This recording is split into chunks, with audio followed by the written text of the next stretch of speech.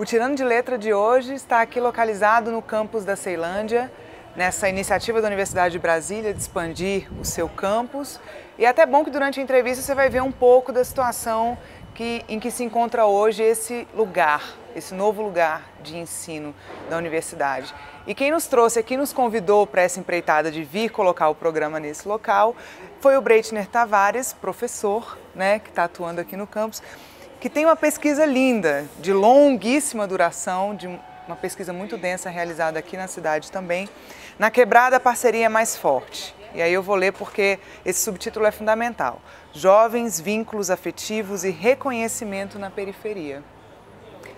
Dá orgulho, não dá, Breitner? Dá. Foi um trabalho muito importante, me inspirou muito, Eu acho que isso aí foi resultado, foi um meu trabalho de doutorado, que durou aí 5 anos, mais ou menos, desde a elaboração do projeto até o ingresso no programa, do programa de pós-graduação em Sociologia, onde eu desenvolvi a pesquisa.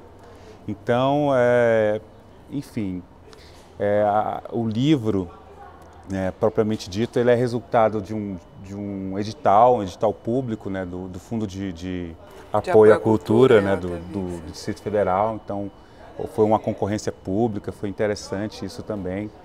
Mas, enfim, a pesquisa foi uma pesquisa em que eu estava preocupado realmente em apresentar um perfil dessa juventude contemporânea, desse jovem que vive em condições, digamos assim, de uma segregação socioespacial, de como esse jovem ele estabelece novas formas de sociabilidade diante das dificuldades que ele enfrenta cotidianamente, Então, essa pesquisa ela teve vários momentos, Teve um primeiro momento em que eu tentei reconstruir como que era historicamente a juventude em Brasília e especificamente nas cidades satélites, que nós chamamos de cidades satélites.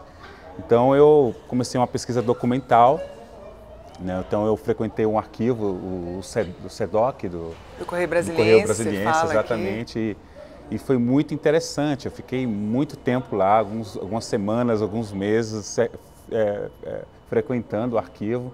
Então tive acesso a um material riquíssimo sobre esse passado recente, digamos assim, da história de uma cidade também que é jovem, como o Brasil. E como é rotulado, Exato. Que rótulos são dados, como é que essa história é contada na imprensa, Exatamente. Então eu comecei essa arqueologia lá, nos subterrâneos lá dos arquivos do SEDOC.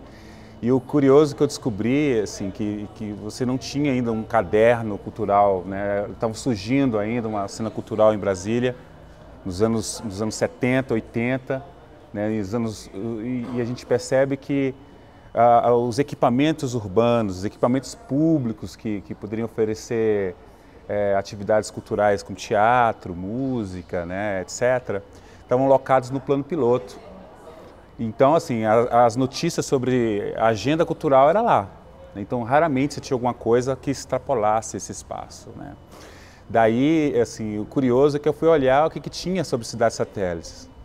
E assim, ironicamente, de uma maneira bem desagradável, o que a gente via era muita matéria policial, Então, normalmente o que acontecia nas cidades satélites era crime. Crime, e para não dizer que não tinha cultura nas cidades satélites, nós tínhamos o futebol. Esse sim sempre foi muito forte, os times de várzea, os times amadores. Então eram muitos times, tinha muita matéria sobre isso, que era bem bacana. Então tinha uma cena cultural sim nas cidades satélites, não era um vazio cultural, mas o que era reportado era exclusivamente que dizia respeito ao futebol, ao esporte, ou negativamente a questão da violência entre esses jovens. Então, nesse mapeamento, nesse levantamento histórico, documental, eu encontrei essa juventude, uma juventude que estava ali, de certa forma, alijada desses equipamentos públicos como teatros, cinemas, Mas que criaram sua própria cena, Mas que criaram sua própria cena, exatamente. Que funcionava mesmo o cenário cultural próprio, Sim, já havia uma série de espaços, na verdade.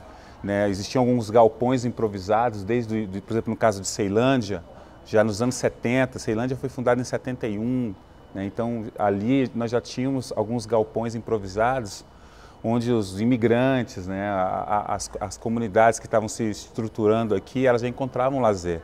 Então naquela época, nos 70, era o forró de um lado e do outro lado o funk, né, o soul music e forró. Então essa era a combinação, esse era o caldeirão que começou a formar uma cultura local em Ceilândia, né? E mais nos anos 80 você começa a ter de maneira mais evidente uma cena, né, inspirada, né, no estilo musical, né, norte-americano, que era o rap, né, ou na cultura de um modo geral, que é o hip hop. Então o hip hop começa a inspirar, né, o jovem brasileiro, uma indústria cultural começa a oferecer isso na forma de videoclipes, que passavam nos canais como Globo, programas como Fantástico, né? Então quando ia sair o clipe novo do Michael Jackson, todo mundo, né, todo mundo queria assistir. Então estava todo mundo na rua conversando na esquina, que não existiam praças, espaços públicos para socialização. Então quando chegava a hora do Fantástico, ó, hoje vai ter o clipe do Michael Jackson, então a rua se esvaziava. Como é que isso interferiu na identidade ou na construção dessa identidade cultural aqui? Isso é muito interessante, porque essa imagem do homem negro, né, norte-americano, né, do afro-americano, né, assim, na periferia urbana, nos guetos, enfim, começa a influenciar os jovens também aqui. Então, de certa forma, eles começam a se identificar. Então, vamos começar a falar de nós mesmos. Vamos começar a falar dos nossos problemas. Vamos começar a dançar e mostrar com o corpo, com o movimento, né, o que nós somos, o que nós queremos. Então, nos anos 80, você tem uma série de grupos que eles chamavam de break, né, ou de funk, que se formavam. Então eles tinham uma camiseta que caracterizava, tinha uma indumentária. Então eles iam para dançar, dançavam nas escolas, dançavam em bailes, né, que eram assim que eles chamavam as festas que ocorriam nesses galpões, né. O mais famoso deles, né, era chamado de Quarentão. Então o Quarentão se tornou assim um lugar assim dos mais importantes para essa juventude de cidades satélites em Brasília nos idos dos anos 80. Você estava envolvido nisso de alguma maneira? De certa forma, sim. Eu era um pouco mais novo do que aqueles que frequentavam, tinha uma certa restrição e tudo, mas eu estava sempre acompanhando, estava sempre com a fita, ouvindo música, curtindo, tentando aprender a dançar um pouquinho, né? Mas assim, eu frequentei pouco os espaços dos bailes, mas era uma coisa assim que era o que se falava, era o que acontecia. Então tinham bailes não só em Ceilândia, mas no Cruzeiro, em várias cidades, inclusive os primeiros bailes também aconteciam até no Plano Piloto. Então era uma coisa que contagiava a juventude. Quando era no Plano Piloto, era o encontro de todas as cidades satélites. Por bom ou ruim, Brasília convergia a juventude, né, inclusive dessa periferia, né? Mas o fato é que mais para o final dos anos 80, você começa a ter uma cena, não só do break dance, né, mas você começa a ter uma cena do rap. Então o rap, né, o pessoal não fala rap, né, nós falamos rap. É assim que a juventude se refere a esse estilo musical. Então o rap começa a se tornar uma referência. E começam a surgir grupos que começam a criar suas próprias rimas, né, e aí nós temos vários grupos, né, o Câmbio Negro é o mais famoso deles, né, o que é liderado pelo X no vocal e o Jamaica, né, como DJ Jamaica, que até hoje está aí, o X também, enfim.